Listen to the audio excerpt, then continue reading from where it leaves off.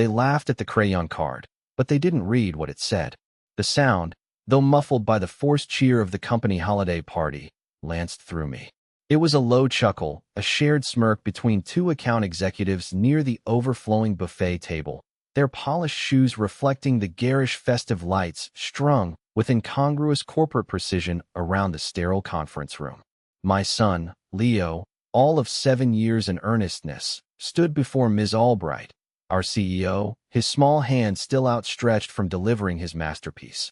A folded sheet of bright blue construction paper, adorned with wobbly crayon hearts and a stick figure family, he proudly declared represented everyone at Mommy's work being happy.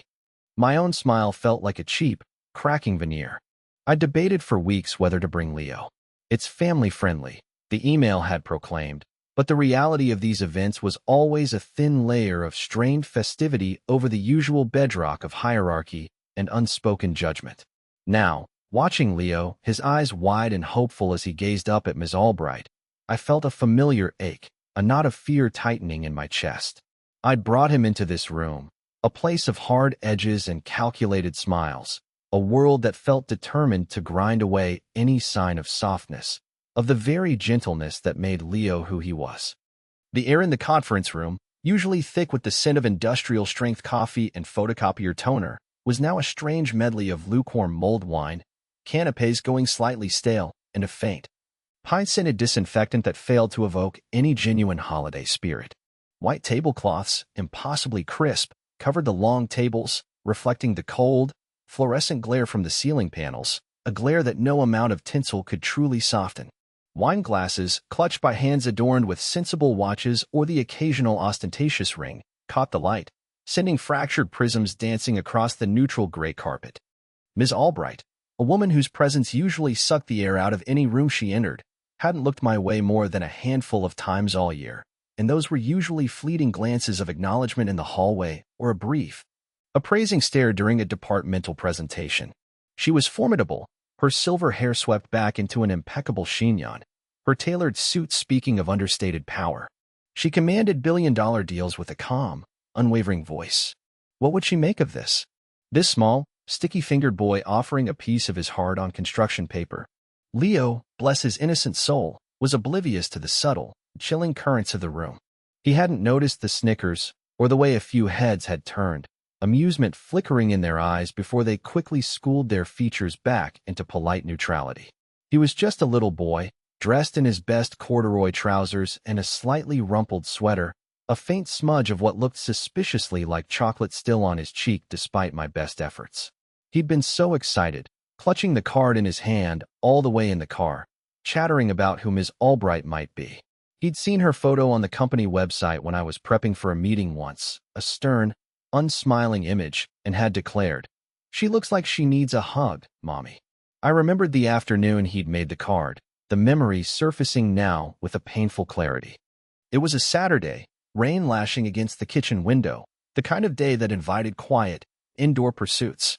I've been trying to catch up on emails, the laptop open on the cluttered kitchen table, the weight of looming deadlines pressing down on me.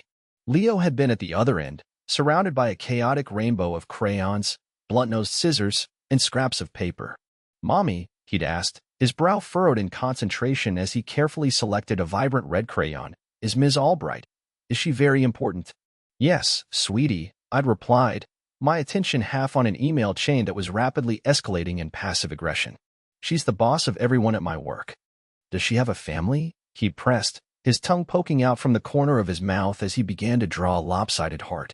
I think so. I'm not sure, Leo." The truth was, I knew very little about Ms. Albright's personal life. She was a fortress of professional detachment. There were rumors, of course, whispers about a divorce years ago, a child who lived abroad, but nothing concrete, nothing that breached the wall she maintained. "Does she like yellow?" he continued, picking up a sunshine yellow crayon. "Yellow is a happy color. I want to make her card happy." I'd felt a pang then, a mixture of pride in his boundless empathy and a weary sort of apprehension. He wanted to make something kind, something to bring a little bit of his uncomplicated joy into a world I knew was often anything but. How could I explain to him that a crayon card, however heartfelt, might be seen as unprofessional, childish? A sign that I, his mother, wasn't taking my career, or this event, seriously enough. The memory of Mr. Henderson's comment from last year's performance review stung anew. "Sarah, your dedication is noted," he'd said, his gaze cool and appraising. "But there's a slight perception that your focus is sometimes divided. Motherhood is demanding, of course." It wasn't an outright accusation, but the implication hung in the air, heavy and suffocating. Divided. As if being a mother somehow diluted my competence, my ambition. As if the love and care I poured into Leo were a liability in the corporate ledger. I'd seen the eye rolls when I'd had to leave a meeting promptly at 5:30 to pick Leo up from after-school care. I'd heard the whispers when I'd taken a day off because he was running a fever. Each instance was a small cut, a reminder that fitting my life, Leo's life, into the rigid framework of corporate expectations was a constant, exhausting battle. Bringing him here, to this party, felt like laying my most vulnerable part bare for scrutiny. And now this. The card. Ms. Albright, to her credit, hadn't dismissed him. Her initial expression was one of mild surprise, the kind a busy executive might wear when interrupted by something unexpected. She looked down at Leo, then at the brightly colored offering in his small hand. There was a fractional pause, a moment where the entire room seemed to hold its breath. I could feel the weight of dozens of eyes, not just on Leo and Ms. Albright, but on me. I wanted the floor to swallow me whole. I wanted to snatch Leo away, to shield him from the judgment I felt radiating from the perfectly coiffed heads and impeccably knotted ties. He'd been so determined to give it to her himself. On the drive over, he'd clutched it in his lap. "I have to give it to her, Mommy. It's important," he'd said, his small face serious. When we arrived, amidst the greetings and the polite inquiries about my little one, he'd kept the card hidden behind his back, scanning the room. I tried to suggest, gently, that perhaps I could give it to her for him, or that we could leave it on a gift table if there was one. But he'd shaken his head, his gaze fixed. "No, I have to do it," he'd insisted, his small hand gripping the construction paper so tightly I worried he'd crumple it beyond recognition. He'd spotted her then, holding court near the sad-looking cheese platter, a small group of senior VPs listening with rapt attention. And before I could formulate another diversion, he'd slipped his hand from mine and begun his determined march across the room. Each step he took was a drumbeat against my ribs. My breath hitched. I watched, frozen, as he navigated the forest of adult legs, a small, solitary figure on a mission, completely unaware of the invisible lines of power and propriety he was about to cross. He'd chosen this moment, this public stage, with an unthinking, childlike directness. Now, under the harsh, unforgiving lights of the conference room, Ms. Albright finally reached out. Her fingers, adorned with a simple, elegant gold band on her right hand, brushed against Leo's. She took the card. The paper, slightly limp from Leo's persistent grip, crinkled softly in the ensuing silence.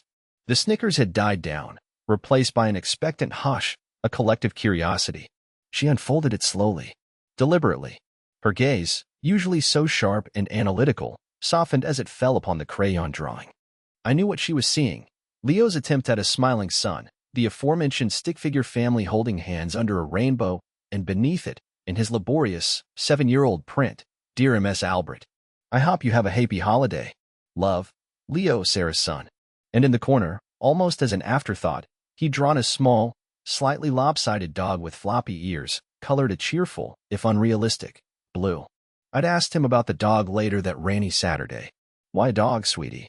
He'd shrugged, still focused on his coloring. "Dogs make people happy. If she's ever sad, a dog would make her smile." Such simple logic. Such profound, unassuming kindness. Ms. Albright's expression didn't just soften, it fractured. The formidable mask she wore, the one that had intimidated hardened negotiators and seasoned executives, seemed to crack. A flicker of something unreadable crossed her face. Pain, surprise, a deep, resonant sorrow. Her lips parted slightly, as if to speak, but no sound came out. Her eyes, which I had only ever seen as keen and assessing, suddenly, shockingly, filled with tears. One tear, then another, escaped and traced slow, shimmering paths down her usually impassive cheeks. The silence in the room became absolute. It was no longer the expectant hush of curiosity, but a stunned, almost reverent stillness. The clinking of glasses stopped. The low hum of conversation ceased. Even the air seemed to still. All that could be heard was the faint, almost imperceptible rustle of the construction paper in Ms. Albright's trembling hand. She looked down at the card, then up at Leo, who was watching her with an expression of pure, unadulterated concern. "Are you sad?" he asked, his small voice clear and high in the cavernous silence. He reached out a tentative hand and gently touched her arm, his sticky fingers making brief contact with the expensive fabric of her jacket. Miss Albright closed her eyes for a moment, a shudder passing through her. When she opened them again, she looked directly at Leo, and then, for the first time that evening, her gaze found mine across the room. It wasn't the appraising glance I was used to. It was something else entirely, raw, vulnerable, and filled with an emotion I couldn't quite name, but it made my own eyes burn. She knelt, a movement that seemed to require immense effort, bringing herself down to Leo's eye level. The powerful CEO, the woman who chaired board meetings and made decisions that affected thousands of lives, was now on her knees on the cheap conference room carpet before my son. "No, Leo," she whispered, her voice thick, husky with unshed tears. She carefully refolded the card, cradling it in her hands as if it were the most precious artifact. It's the most beautiful card I've ever received." She reached out a slightly trembling hand and gently brushed a stray lock of hair from Leo's forehead. Thank you so much." Then, she looked at the small, blue crayon dog in the corner of the card. Her voice was barely audible when she spoke again, more to herself than to anyone else. He looks just like Bluebell." A single, choked sob escaped her. I lost my Bluebell last month. 15 years she was." Her voice broke completely. Bluebell, a dog, a beloved companion of 15 years. Something so personal, so private, that no one in this room, cocooned in their corporate personas, had known. Or perhaps, if they had known, they hadn't understood the depth of that particular grief. They hadn't imagined that their formidable CEO could be felled by the loss of a pet. But Leo, with his innocent heart and his simple, unwavering belief that dogs make people happy, had unknowingly, incredibly, touched that raw, hidden wound. He hadn't offered condolences or platitudes. He'd offered a drawing, a wish for happiness, and a little blue dog. The atmosphere in the room had undergone a seismic shift. The earlier amusement, the condescending smirks, had vanished, replaced by a profound, uncomfortable stillness. The two executives by the buffet table were no longer chuckling. They were staring at their shoes, their faces flushed. Others looked down, or away, a collective wave of discomfort and, perhaps, shame passing through the assembled crowd. The meticulously constructed facade of corporate festivity had been shattered by a child's intuitive kindness and a CEO's unexpected display of grief. Leo, still largely oblivious to the complex emotional storm swirling around him, just beamed. "You like the doggy?" he asked, his voice filled with innocent pride. "I made him blue because blue is a calm color." Ms. Albright managed a watery smile. "Yes, Leo. I love the blue doggy very, very much." She took a slow, steadying breath, her composure gradually returning, though the traces of tears still glistened on her cheeks. She rose, still holding the card carefully. She didn't address the room, didn't try to explain or apologize for her display of emotion. She simply looked at Leo. "You are a very kind and thoughtful young man," she said, her voice regaining some of its usual strength, yet softened by an undeniable warmth. Then, she looked at me again. This time, her eyes held a clear, unambiguous message of gratitude and something akin to respect. It was a look that acknowledged not my latest sales figures or my strategic insights, but the son I was raising. In that moment, the fear I'd carried, the old shame about bringing Leo's softness into this hard world, began to recede, replaced by a quiet, burgeoning pride that swelled in my chest, so potent it almost hurt. The party, for all intents and purposes, was over. The spell was broken. People began to murmur, to shift uncomfortably. The forced cheer couldn't be resurrected. Some started to make their excuses, collecting coats, offering subdued holiday wishes. The energy of the room had deflated, leaving behind a quiet, contemplative space. Ms. Albright didn't linger.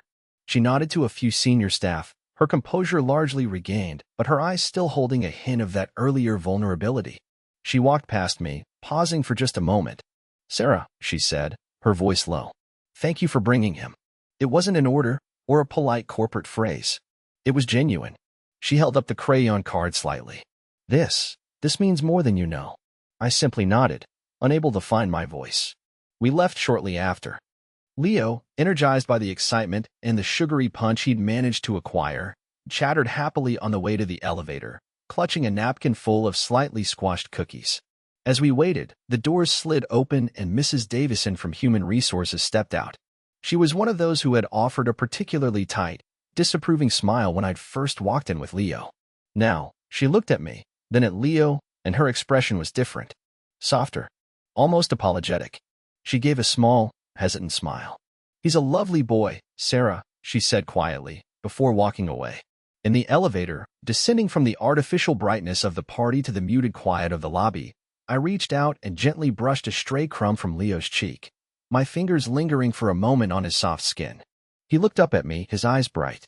"Did Ms. Albright really like my card, Mommy?" "Yes, sweetie," I said, my voice a little thick. "She really did." I felt a profound sense of relief, of a weight I hadn't fully realized I was carrying being lifted. He hadn't broken any social rules worth keeping. He had, in his own innocent way, rewritten them. The following Monday, the office was back to its usual hum. Deadlines loomed, emails flew, and the holiday party seemed like a distant, slightly surreal dream. I had a brief meeting in Ms. Albright's office later that morning to go over quarterly projections. Her office was an expanse of mahogany and glass, usually intimidating in its pristine order. But as I sat down, my eyes were drawn to her desk. There, propped up against a sleek, silver pin holder, amidst the important documents and the state-of-the-art telephone system, was Leo's bright blue construction paper card. The crayon hearts, the wobbly stick figures, the little blue dog, a splash of vibrant, unpretentious color in the monochromatic landscape of corporate power. It wasn't tucked away in a drawer or discreetly placed on a side table. It was there, front and center. Ms. Albright followed my gaze. A small, almost shy smile touched her lips. "It brightens the place up, don't you think?" she said, her voice softer than I'd ever heard it in a business setting. I nodded, a lump forming in my throat. "It does." The meeting proceeded, business as usual, but something had irrevocably shifted. The invisible wall between us felt thinner, more permeable. There was a new understanding, an unspoken acknowledgement of a shared humanity that transcended titles and org charts. Later that week, I saw one of the executives who had snickered at Leo's card in the break room. He glanced at me, then quickly looked away, a faint flush rising on his neck. He didn't say anything, but his discomfort was palpable. The memory of that moment, of their casual cruelty contrasted with Leo's earnestness and Ms. Albright's raw grief, had clearly lingered. My fear, that constant companion, hadn't vanished entirely. The world was still a hard place, and the workplace still often felt unforgiving. But something had been realigned within me. Leo's simple act of kindness hadn't just moved a CEO. It had shown me the quiet strength in vulnerability, the profound power in genuine connection. He hadn't been diminished by this world. He had, for a shining moment, transformed a small corner of it. They laughed at the crayon card, but no one's forgotten it since. And I knew, with a certainty that settled deep in my bones, that I would never again feel shame for the softness he brought into the world. It was his greatest strength, and perhaps mine too.